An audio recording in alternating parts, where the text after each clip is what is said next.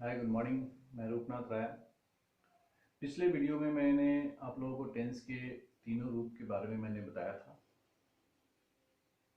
आज मैं आप लोगों को वर्तमान काल यानी कि प्रेजेंट टेंस में आने वाले वाक्यों के बारे में बताने जा रहा हूं और इन वाक्यों को हिंदी से अंग्रेजी में कैसे अनुवाद करके लिखा जाए इसके तरीके के बारे में बताऊंगा। बहुत ही साधारण तरीका है, बहुत आसानी से आप इसको समझ सकते हैं। आप वीडियो को अंत तक देखिए ताकि आपको बारीकी से हर चीज़ें समझ में आए। अगर आप पहली बार YouTube पर देख रहे हैं तो आप चैनल को सब्सक्राइब और शेयर करना ना भूलें। अगर आप फेसबुक के माध्यम से देख रहे हैं तो पेज को फॉलो और लाइक करना और शेयर करना ना भूलें। ठीक है, तो आगे बढ़ते हैं हम। प्रेजेंट सिंपल टेंस या वर्तमान काल का पहला रूप है जिसे अंग्रेजी में प्रेजेंट सिंपल टेंस कहा जाता है। इस प्रेजेंट सिंपल टेंस के अंदर चार प्रकार के वाक्य आते हैं। इन चारों का प्रकार आपको बोर्ड के ऊपर में दिख रहा है। पहला है विधानवाचक वाक्य, जिसे अंग्रेजी में अफर्मेटिव सेंटेंस कहा जाता है। दूसरा है निषेधात्मक वाक्य, मतलब इसे आप नकारात्मक वाक्य भी कह सकते हैं। अंग्रेजी में इसे नेगेटिव सेंटेंस कहा जाता है। तीसरा है प्रश्नवाचक वाक्य, अंग्रेजी में इसे इंट्रोगेटिव सेंटेंस कहा जाता है। चौथा है नकारात्मक प्रश्नवाचक वाक्य, अंग्रेजी में इसे इंट्रोगेटिव नेगेटिव सेंटेंस कहा जाता है। देखिए, जितने भी वाक्य हम बोलचाल के अंदर या लिखने के क्रम में इस्तेमाल करते हैं, वे सारे के सारे वाक्य कहीं ना कहीं किसी न किसी टेंस के अंतर्गत आता है, किसी न किसी काल के अंतर्गत आता है। और उस काल के वाक्यों को अंग्रेजी में अनुवाद करने का एक सटीक नियम दिया गया है। उसी नियम के आधार पर वाक्यों का अनुवाद हम अंग्रेजी में करते हैं। तो चलिए हम जानते हैं पहले विधानवाचक वाक्य यानी कि एफर्मेटिव सेंटेंस क्या होता है, वाक्यों की पहचान क्या है और उस प्रकार के वाक्यों का हिंदी से अंग्रेजी में अनुवाद कैसे किया जाएगा। ठीक है, इस प्रकार के वाक्यों को पहचानने का तरीका है, जिस किसी भी वाक्य के अंत में ता है, ती है, ते हो, ती हैं, ता हूं, ते हो लगा हो, वे सारे के सारे वाक्य प्रेजेंट सिंपल टेंस के अंदर आता है। और उस टेंस के अंदर विधानवाचक वाक्य और एफर्मेटिव सेंटेंस क्या होता है। यह वाक्य सिंपल वाक्य होता है, साधारण वाक्य भी आप इसे कह सकते हैं। जैसे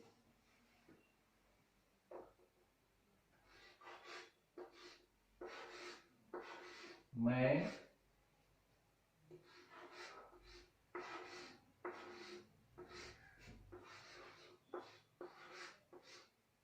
मैदान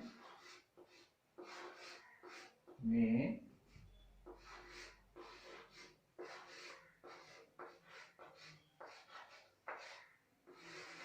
खेलता हूं। यह जो वाक्य हुआ यह एफर्मेटिव सेंटेंस है, विधानवाचक वाक्य है। किसका? प्रेजेंट सिंपल टेंस का। इसमें किसी भी प्रकार का प्रश्न नहीं है या इसमें किसी भी प्रकार की नकारात्मक शब्द का इस्तेमाल नहीं हुआ है। यह सकारात्मक वाक्य है, सकारात्मक वाक्य है। इसे अंग्रेजी में अफर्मेटिव सेंटेंस या एसर्टिव सेंटेंस भी कहा जाता है। तो इसे अंग्रेजी में अनुवाद करने का जो नियम है वह मैं आपको बताता हूं। सबसे पहले सब्जेक्ट को लिखा जाएगा, यानी कि कर्ता को लिखा जाएगा। मैं मैदान में खेलता हूं, इसमें इस वाक्य में कर्ता कौन है? मैं यहाँ पे जो है कि कर्ता हो गया, सब्जेक्ट हो गया। तो सबसे पहले मैं की अंग्रेजी क्या होगी? आई। ये सब्जेक्ट हो गया। इसके बाद में क्या लिखा जाएगा? वर्ब लिखा जाएगा। इसके बाद में वर्ब क्या हो गया? खेलना, खेलता हूं, मतलब खेलने की जो क्रिया है यह वर्ब है। आई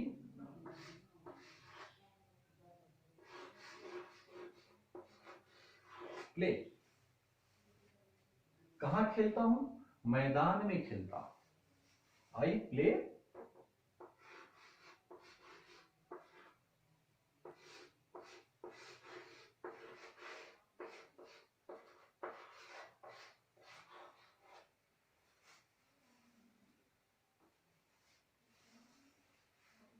I play in the field. यह आपका जो है कि सेंटेंस का अंग्रेजी अनुवाद होगा। इसमें लगा क्या क्या है? आई जो है आपका सब्जेक्ट हो गया, प्लस प्ले आपका वर्ब हो गया, प्लस ये सारे के सारे जो है कि आपके ऑब्जेक्ट हो गया। कर्ता, क्रिया और उद्देश्य, subject plus verb plus object. इस प्रकार से जो है अफर्मेटिव सेंटेंसों को अंग्रेजी में अनुवाद किया जाता है।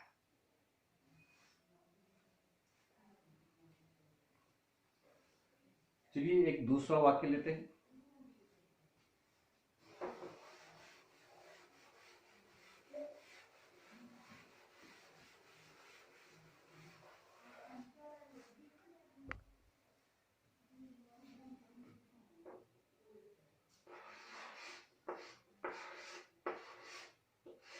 शेर जंगल में दहाड़ता है। इसकी अंग्रेजी कैसे बनी? बनाने का नियम वही है, subject plus verb plus object. सबसे पहले सब्जेक्ट यहां पे कौन है? शेर जंगल में दहाड़ता है। दहाड़ता कौन है? शेर।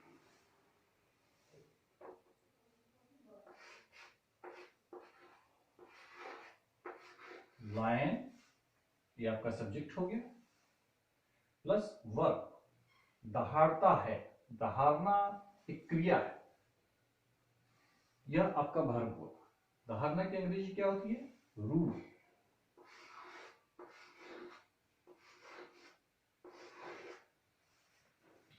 कहां दहाड़ता है? जंगल में।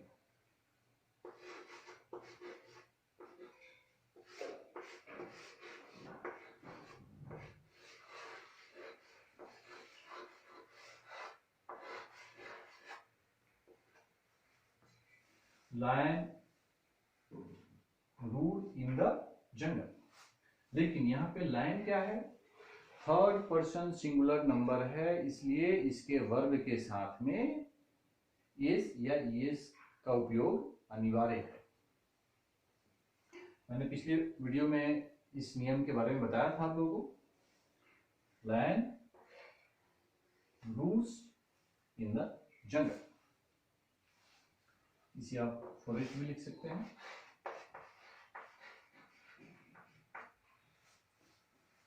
ठीक है।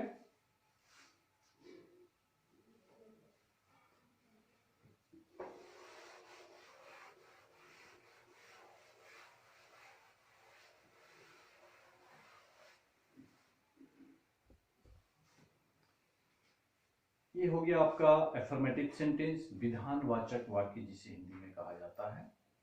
इसी प्रकार से जितने भी वाक्य आपके सामने आएंगे जिसके अंत में ता है, ती है, ते हो, ता हूं, ते हैं लगा हो, उसे subject plus verb plus object के फार्मूले में बैठा करके आप अंग्रेजी में अनुवाद कर सकते हैं। सिर्फ ध्यान रखना है कि वर्ब में एस या ईएस का उपयोग कब और कहाँ होगा। तो सीधा सिंपल है, थर्ड पर्सन सिंगुलर जब आपका सब्जेक्ट होगा, थर्ड पर्सन सिंगुलर नंबर, तो उसके वर्ब के साथ में एस या ये इसका जरूरत के हिसाब से उपयोग होगा। ठीक है, अब हम आते हैं अगले वाक्य की तरफ। जो दूसरे नंबर का वाक्य था विधानवाचक के बाद,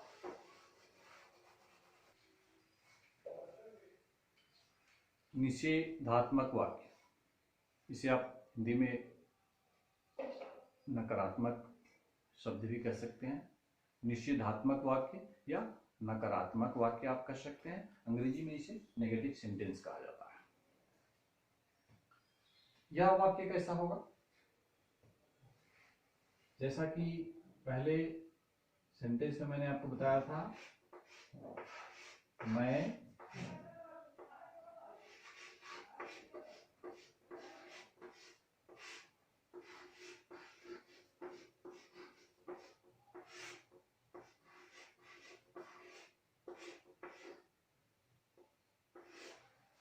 आम खाता हूं। यह क्या है? सकारात्मक वाक्य है या नकारात्मक नहीं। इस वाक्य को नकारात्मक रूप में कैसे लिखा जाएगा? मैं आम नहीं खाता हूं।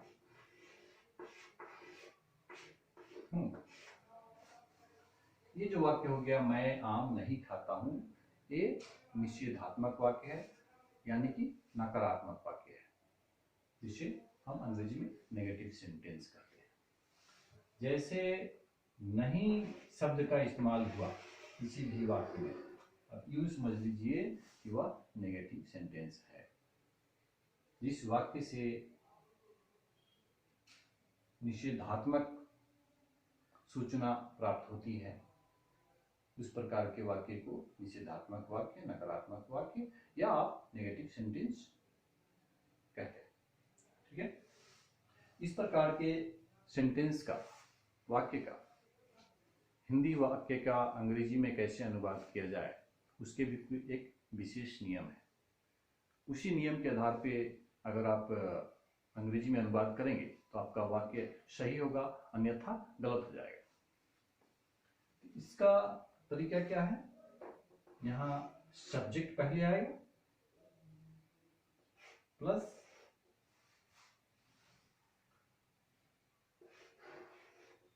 डू या डज आ जाएगा,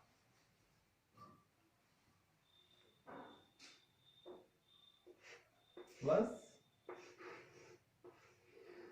नोट आ जाएगा, प्लस वर्ब आ जाएगा, उसके बाद ऑब्जेक्ट आएगा।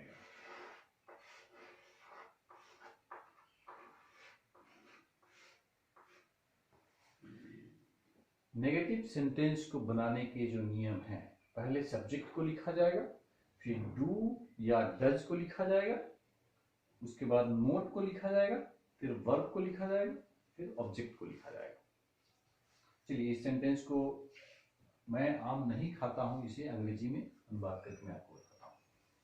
सब्जेक्ट कौन है? आई है, आई को पहले लिखेंगे, प्लस डू या डज, इसमें डू लगेगा या डज लगेगा, इस चीज को यहां पहचानना होगा।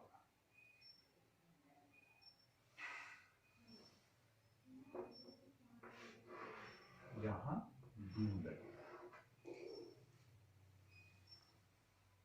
प्लस नोट, यहां नोट लिखा गया। वर्ब क्या है? खाता हूं, मतलब खाने की क्रिया जो है, ईट, क्या नहीं खाता हूं? आम नहीं खाता हूं।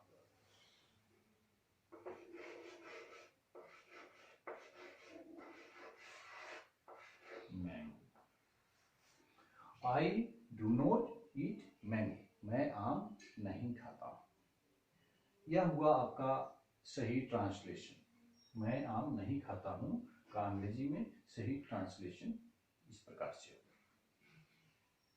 तो दोस्तों इसी प्रकार से आप नेगेटिव सेंटेंस को, नकारात्मक वाक्य को, नकारात्मक हिंदी वाक्य को आप अंग्रेजी में ट्रांसलेट कर सकते हैं और आपका वाक्य गलत नहीं होगा। ठीक है, अभी हम एक दूसरा वाक्य लेते हैं और बताते हैं आपको।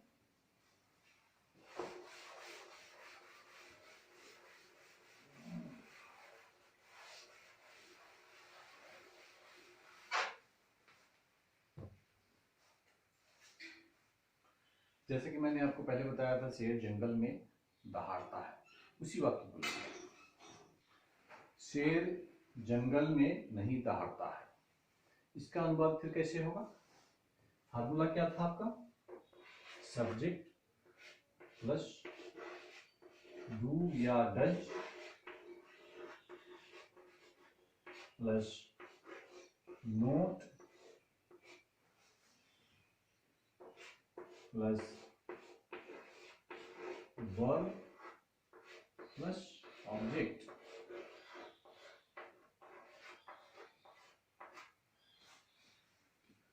यह इस प्रकार के वाक्य को हिंदी से अंग्रेजी में अनुवाद करने का फार्मूला है।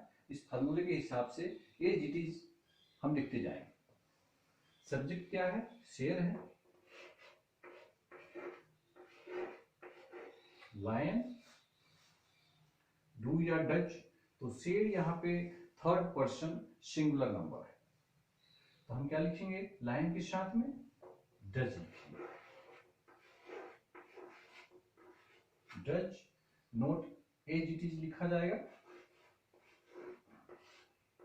वर्ब क्या है? दहाड़ता है, नहीं दहाड़ता है, मतलब रूल्स लिखा जाएगा। रूल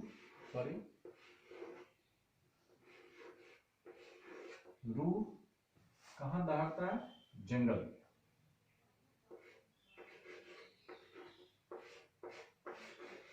जंगल।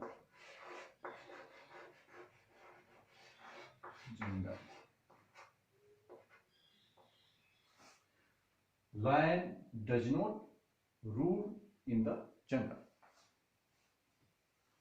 तो lion third person singular number का करता है, इसलिए इसके साथ में डज लगा। इसी प्रकार से जितने भी नेगेटिव सेंटेंसेस आएंगे प्रेजेंट टेंस में होगा,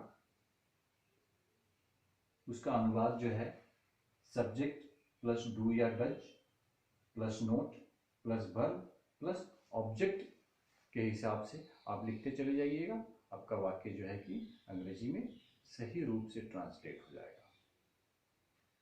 ठीक है दोस्तों, फिर मिलते हैं अगली वीडियो में कुछ अलग वाक्यों के साथ में। धन्यवाद।